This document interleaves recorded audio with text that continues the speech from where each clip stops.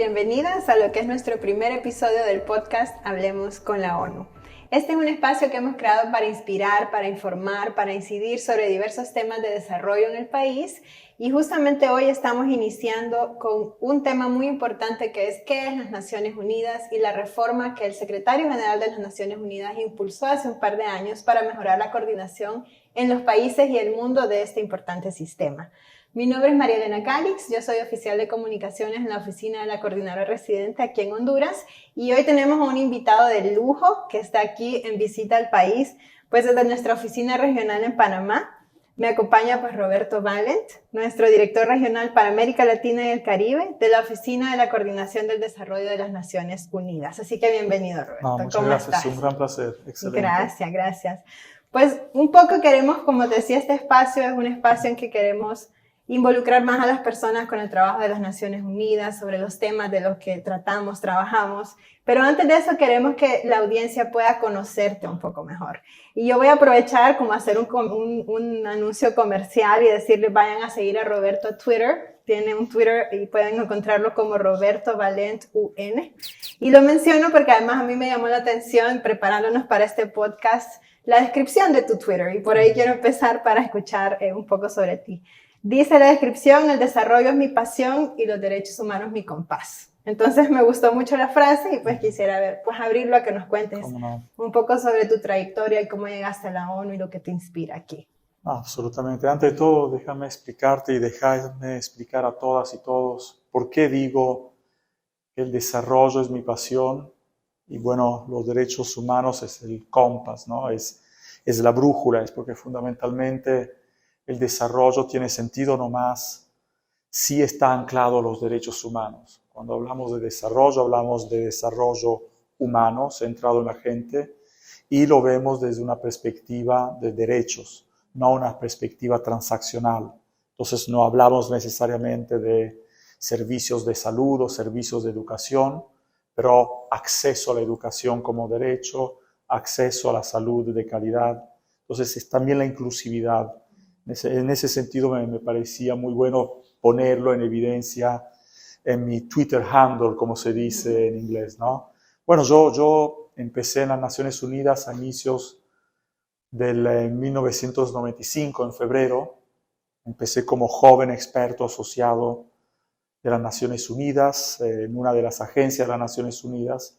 Tenemos más de 45 agencias, fondos y programas, agencias especializadas, fondos y programas que tratan temas que cruzan nuestra vida, ¿no? Desde temas relacionados con los alimentos, la agricultura, la educación, a la salud, a temas relacionados con medio ambiente. Entonces me parece importante estar en una organización como esta que verdaderamente está al servicio de la gente y que despliega, digamos, funciones normativas. A veces tenemos agencias como la ICAO, de la Agencia de Aviación Civil, que de hecho establece normas sin las cuales no se podría volar en los cielos de este mundo. Entonces, y tenemos organizaciones como UNICEF, que se abogan y promocionan los derechos de la niñez, o como el UNFPA, que se abogan y despliegan todo un armamentario importante en apoyo a mujeres, a jóvenes, en derechos sexuales y reproductivos. Y me parece todo esto, hace parte de un ecosistema internacional que nace con las Naciones Unidas, ¿no? Las Naciones Unidas nacen en el 1945 como respuesta, ¿no? Una respuesta a decir ya basta de guerras, ¿no? Nace para verdaderamente parar con toda esa locura de los conflictos. Se salía de la Segunda Guerra Mundial y ahí los Estados miembros, mujeres y hombres, ¿no? Liderazgos han creado esta organización de la cual estoy sumamente orgulloso de ser parte. No, pues Qué bueno y qué impresionante el tiempo, ¿no?, que llevas en Naciones Unidas. Cierto, parece ayer, absolutamente. Pero muy bien que también, pensar en los inicios, tal vez con una agencia o algo más pequeño, y ahora verlo en un ámbito regional, cómo ha sido ir viendo como todas esas partes de ese ecosistema que es tan grande a nivel global. Bueno, es un proceso de crecimiento, ¿no? Profesional. Empecé como un joven experto asociado con mucha mística, ¿no? Empecé en Albania, de ahí me moví hacia Azerbaiyán, que estaba ya más en la zona este de Europa, en un país que de hace poco, en esos periodos, había salido de la esfera de la Unión Soviética, que se desarticula como bloque y nacen varios estados. Las Naciones Unidas entra y apoya a estos estados en el crecimiento, en la formación de sus instituciones, en el despliegue de todo lo que son el armamentario para el logro de derechos básicos, ¿no?, como salud, educación, es el fortalecimiento de la función pública, de la administración, ¿no?, la definición de parte de esos estados mismos, de su infraestructura político-institucional y administrativa, con sistemas, poderes ejecutivos, legislativos, de justicia. Estábamos ahí para eso, y de ahí yo me moví hacia Bosnia y Herzegovina, inmediatamente después de los acuerdos de Dayton, ¿no?, que digamos son acuerdos de paz para pacificar esa zona martoriada del mundo en esos periodos. Bueno, de ahí hacia Congo, Brazzaville, después regreso en los Balcanes, en Macedonia, y después de ahí, desde Macedonia, entro en Kosovo con el secretariado, con una misión de paz, una misión, digamos, que había asumido también una función de administración directa de los asuntos administrativos y del territorio de Kosovo. Y de ahí salgo,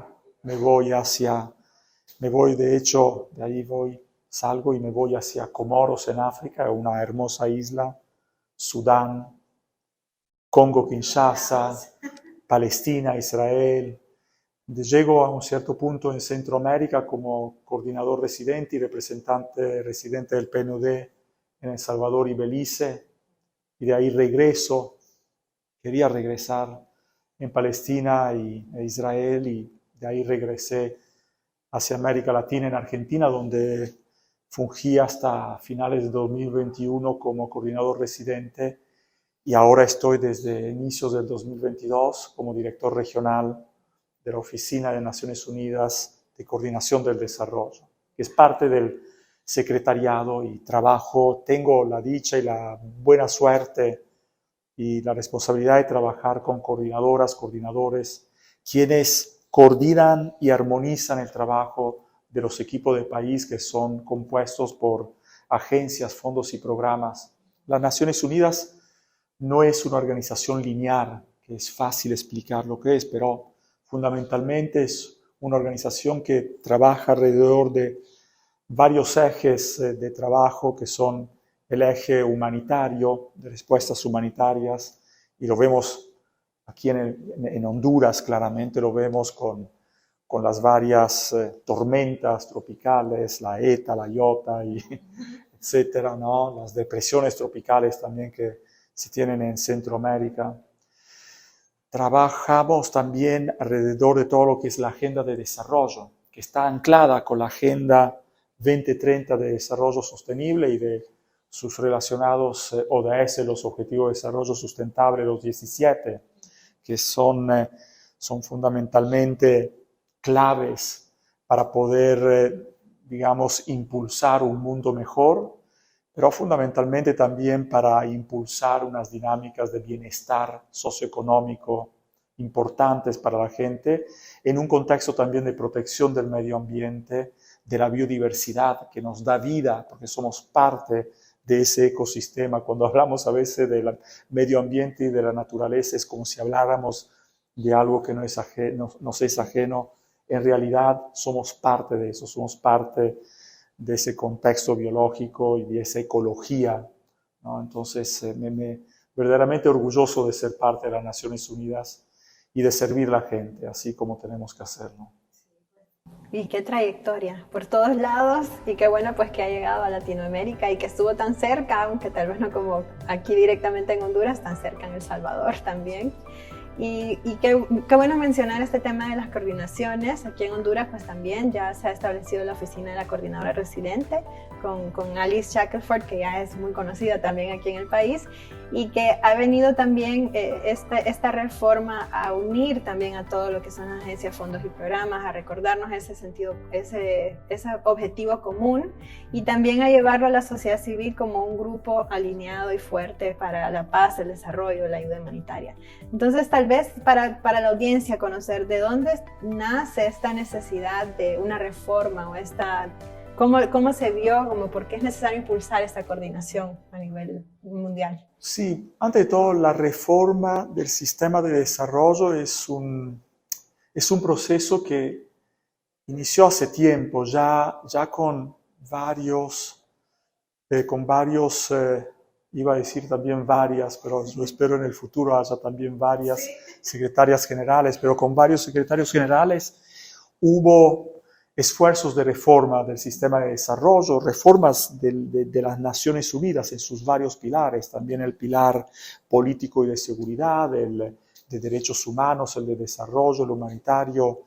Y en lo que concierne el proceso de reforma del sistema de desarrollo, es clave tener funcionarios y funcionarias que tengan como responsabilidad coordinar, armonizar y crear sinergias entre lo que son las varias agencias, fondos y programas de las Naciones Unidas. Las Naciones Unidas es una, pero tenemos adentro de las Naciones Unidas varias agencias, fondos y programas. Entonces, asegurar que estas agencias, fondos y programas armonicen sus actividades alrededor de un marco de cooperación para el desarrollo integrado es sumamente importante. Hay que trabajar alrededor de una planificación para poder lograr planes y poder tener propósitos nobles alrededor de los cuales, ¿no?, la acción colectiva del sistema conduce, digamos, a resultados que tengan una capacidad de transformar la vida de las personas. Y eso se hace en alianzas estratégicas, en asociación con el Estado, en todas sus formas, con el Ejecutivo, sistema legislativo, de justicia, pero también con sociedad civil, con gremios económicos, sindicales, con la academia.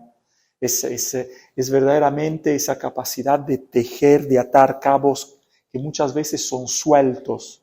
Entonces, el atar cabos sueltos, yo diría que es de manera simplificada, una parte importante de la función de la coordinadora residente, como Alice Shackelford, que lo está haciendo de manera impecable, yendo al terreno, hablando con las personas, una excelente tiktokera, o sea, le hago un poco de publicidad también porque estoy en Honduras y me parece fundamental también, ¿no?, de poner en evidencia, ¿no?, esa manera de hacer el trabajo de Naciones Unidas.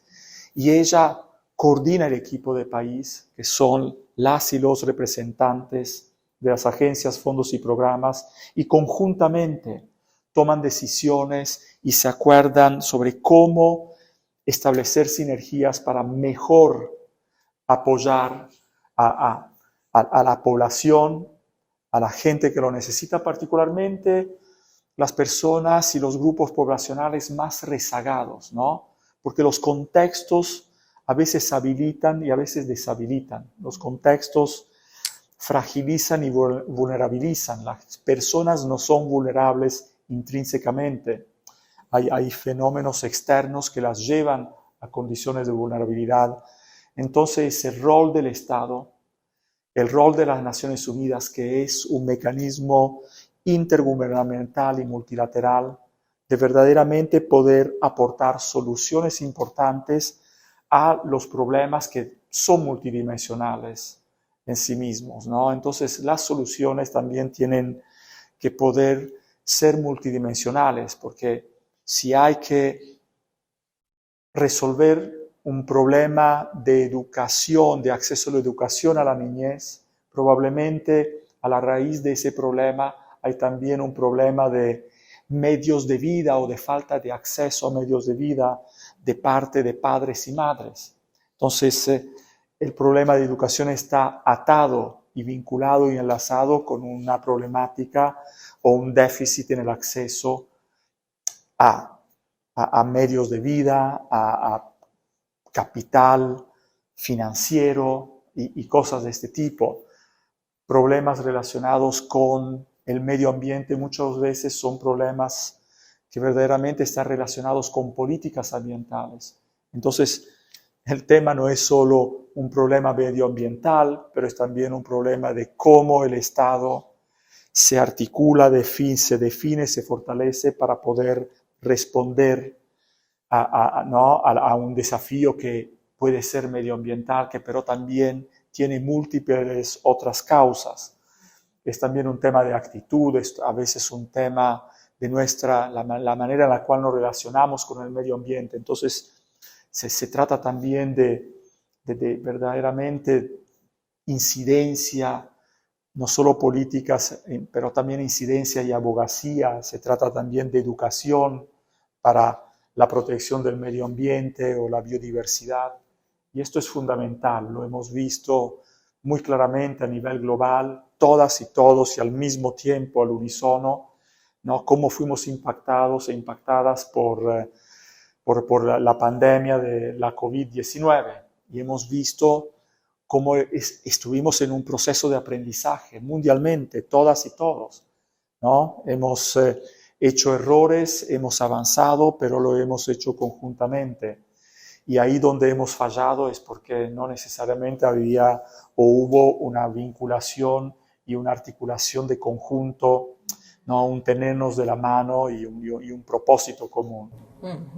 Y bueno, escuchándote decir todo eso también, nosotros aquí mencionabas el Toyota, el COVID, aquí lo pasamos mientras formulábamos justamente el marco de cooperación. Y al hacerlo tuvimos una serie de consultas con todos los sectores de la sociedad civil, lo que creo que llevó a un marco de cooperación muy fuerte, donde se escuchó a todas las personas y se trabaja entonces con ese enfoque de qué es lo que estas personas están necesitando y viendo. Y ese proceso y esa coordinación fue muy importante para lograr eso. Ahora, viéndolo de una visión ya de la región, que es donde estás, ¿cuáles son esos retos entonces como región y que la oficina regional pues está viendo al tener insumo de tantos marcos de cooperación, de tantos países y contextos diferentes? Un poco conocer entonces el trabajo de la coordinación a nivel de región. Cierto. Antes de todo, yo pienso que la coordinación requiere un marco de análisis conjunto del sistema, una capacidad del sistema de las Naciones Unidas en todas sus componentes, las agencias, fondos, programas, departamentos, ¿no? Como el Departamento de Asuntos Políticos o departamentos como el Departamento Económico y Social de la Secretaría General, de verdaderamente entender los países, pero también de entender estos países y los países latinoamericanos en sus configuraciones regionales y subregionales. Yo estoy ahora en Honduras. Honduras es parte de un sistema de integración centroamericano pujante. Es un espacio donde hay enormes retos y hablamos siempre, muchas veces, cuando analizamos el vaso medio vacío, pero también donde hay oportunidades enormes, ¿no? Un capital humano, una capacidad, ¿no? de definición de soluciones de parte de jóvenes, de parte de sociedad civil y agrupaciones sociales que se suman y se conjugan con el Estado, y de un sector privado también pujante, no solo que impulsa el sector de servicios y financiero, pero también el productivo. Entonces, todo esto yo pienso que es importante, tener un entendimiento claro de lo que es el contexto social, económico, medioambiental, que son las tres patas, si podemos así decir, ¿no? del desarrollo sustentable, ¿no? Los ejes, las dimensiones social, económica y medioambiental. Pero esto no es suficiente. Las tres dimensiones no pueden ser abordadas e impulsadas sin que haya una construcción institucional de gobernabilidad inclusiva, democrática, que pueda verdaderamente conjugar estas dimensiones de manera sinergística, ¿no? Entonces, ahí yo pienso que esa capacidad de análisis, pero también que verdaderamente de esa se despega también la planificación de los países. En el marco de Honduras, el marco de cooperación es un marco de planificación estratégica, donde se establecen, digamos, las sinergias requeridas con la planificación nacional, el marco de planificación nacional, los planes y las estrategias del Estado, las políticas públicas. Se necesitan atar también estos elementos de vinculación entre la cooperación internacional de la cual somos parte, así como lo son las instituciones financieras internacionales de desarrollo, los organismos de desarrollo bilaterales, de cooperación bilateral, etc. O sea, es un tema de alianzas. O sea, y todos tenemos, digamos, objetivos claros, pero también que se hablan entre sí, ¿no? y que se fortalecen mutuamente. Es verdaderamente un proceso de construcción, es un proceso de definición de estrategias, es un proceso también de desplegar esfuerzos enormes, humanos, financieros, ¿no? O sea, de verdaderamente poder amplificar lo que son los activos. Y eso requiere diseño. No se puede dejar este tipo de objetivos, ¿no? En un contexto ya más metafísico, al azar. O sea, se requiere un diseño y se requiere un esfuerzo común y colectivo, se requiere una cierta mística en ese sentido. Sí, y hablando de esos objetivos, sinergias, tenemos la Agenda 2030 también, que es algo que nos lleva y nos impulsa a todos hacia un mismo camino, y que los marcos de cooperación de hecho son eso, cómo apoyamos a los países a cumplir también esa agenda de los objetivos de desarrollo sostenible. Y aquí recalcamos mucho el mensaje a la población y hoy a nuestra audiencia, que la Agenda 2030 es de todos y de todas, y que si bien los países la asumieron, todos podemos hacer algo por los objetivos de desarrollo sostenible. Entonces, bueno, antes de ya ir entrando a la última parte, tal vez te dejo nada más un mensaje para estas jóvenes que están tratando de impulsar el desarrollo sostenible y cómo pueden usar la Agenda 2030 como ese mapa para lograrlo. Sí, yo pienso que la Agenda 2030 es una agenda ordenadora. Es nueva en el sentido que nace en el 2015, es la sucesora de la agenda de los Objetivos de Desarrollo Mundial. Los 8 objetivos se amplifican, estos se vuelven 17, es mucho más completa, está mucho más entrelazada, ¿no? Está mucho más vinculada. Los objetivos no se pueden lograr de manera aislada. No se puede reducir la pobreza o eliminar la pobreza sin eliminar el hambre, sin la educación inclusiva y de calidad, sin una salud inclusiva y de calidad, sin el respeto del medio ambiente, sin un abordaje de lo que son los factores subyacentes que impulsan las desigualdades. Entonces, todo esto requiere claramente alianzas, el ODS 17, ¿no? Se requieren partnerships, como se dice en inglés. Entonces eso es importante.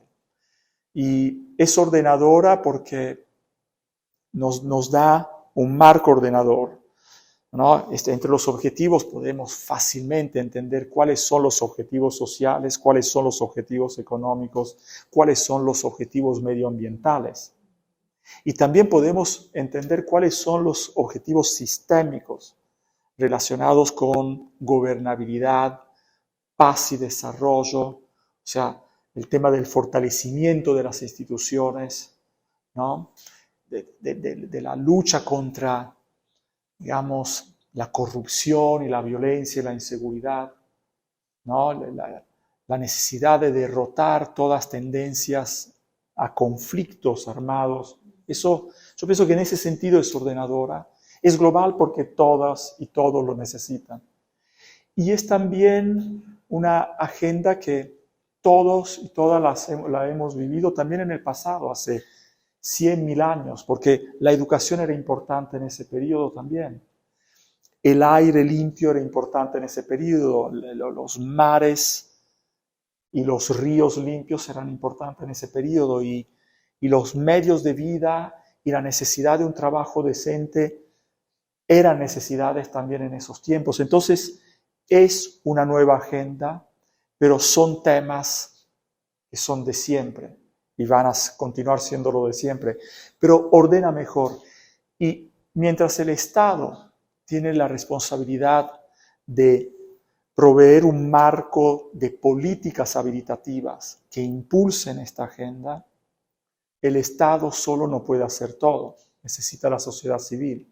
Y los jóvenes fundamentalmente son esos activos y esas fuerzas vivas y esa energía vital que verdaderamente no necesitamos aprovechar todas y todos. Entonces, el empoderamiento de la juventud, de las jóvenes, los jóvenes, niños, niñas, adolescentes, ¿no? El empoderamiento económico, el empoderamiento político, ¿no? La necesidad de que haya espacios para liderazgos juveniles. Eso es algo que, ante todo, es un beneficio para todas y todos, ¿no? Y yo pienso que las y los jóvenes están tomando riendas, no están necesariamente pidiendo espacios, sí. Se los toman. Yo pienso que la historia del mundo ha sido siempre así, jóvenes, ¿no? Tienen un impulso y una mística y una capacidad verdaderamente de cambiar las cosas, y esto es lo que verdaderamente podemos aprovechar como seres humanos, ¿no? Bueno, y entonces antes de terminar, te queremos hacer 5 preguntitas que hacemos siempre, vamos a empezar a hacer siempre en este espacio. Son preguntas cortas, pero que nos ayudarán a conocerte mejor. Entonces la primera sería, ¿cuál es tu palabra favorita? Mi palabra favorita, tengo que pensarla. Está bien. Y yo diría, es un binomio, es derechos humanos. Ok, ¿por qué? Es derechos humanos porque me parece que en el logro, el impulso, la protección de los derechos, todos y todas ganamos y nos aseguramos de que este mundo, las personas que viven en el mundo, la flora, la fauna, podamos vivir, no solo sobrevivir, pero vivir y progresar. ¿Y cuál es la que menos te gusta? La que menos me gusta es violencia, porque yo pienso que reduce la persona a algo que claramente es negativo, es coercitiva, porque reduce las dinámicas interpersonales en competitivas, pero competitivas desde la perspectiva de destructivas, porque la competición en sí misma no es negativa, destructivas, y porque el derecho a la vida y el derecho a vivir en un mundo sin violencia es un derecho fundamental y probablemente es primordial también. Así es. Y ahora pasando un poco a motivaciones, desmotivaciones, ¿qué te motiva en la vida? Bueno, lo que me motiva es vincularme con seres humanos, ¿no? Me motiva mucho poder intercambiar, poder crecer, poder servir, también poder ser quien soy sin pedir permiso, ¿no? Eso fundamentalmente me motiva, y lo que me motiva es poder fundamentalmente servir. Es por eso que estoy en el sistema de las Naciones Unidas. Qué dicha. ¿Y qué te desmotiva? Lo que me desmotiva es dinámicas de desempoderamiento, es la arrogancia, es verdaderamente todo lo que es negativo, el karma negativo. Eso me desmotiva. Me desmotiva lo que no me motiva. Más claro, ¿no? Absolutamente. Y la última, ¿qué hace falta, y vamos a exponerlo regionalmente, en Latinoamérica y el Caribe para que nadie se quede atrás? Sé que me vas a decir muchas cosas, pero bueno, ¿cuál tal vez? No, yo pienso que, voy a decir una, yo pienso que se requiere un diseño ordenador que tome en cuenta de la riqueza de los pensamientos, de las potenciales contribuciones, y de que la riqueza en las soluciones está en la diferencia de los aportes. Y es un diseño y una visión de conjunto, una mística que pueda acuerpar, ¿no?, todas las poblaciones de las Américas, América Latina y del Caribe, ¿no? Eso yo pienso que es fundamental. Y claramente todo esto en un marco de respeto de los derechos humanos, alineados con la Agenda 2030, que ha sido firmada, abrazada, no solo por los estados, pero por sociedades civiles, por gremios económicos, sindicales, por academia. Me parece que tenemos la posibilidad en América Latina y el Caribe de verdaderamente, ¿no?, desprender, de desplegar fuerza en la construcción de soluciones. Eso me parece fundamental. Perfecto, muchas gracias, Roberto, gracias por habernos compartido este espacio. Felicitaciones por el espacio. Ay, gracias. Y antes de cerrar, yo solo voy a tomar lo que nos dice aquí en la pared de UNICEF, donde hoy estamos grabando. Honduras necesita gente que ame lo que hace, y creo que lleva también a mucho de lo que discutimos hoy. En el amor y en lo que decías, pues si tu motivación es servir, para muchos de nosotros, pues también si amamos lo que hacemos, creo que lograremos no dejar a nadie atrás también. Absolutamente. Muchas gracias, entonces. Gracias a ti por la entrevista. Y a todos los que nos estaban escuchando, viendo, y los esperamos en el próximo episodio. Excelente. Hasta luego.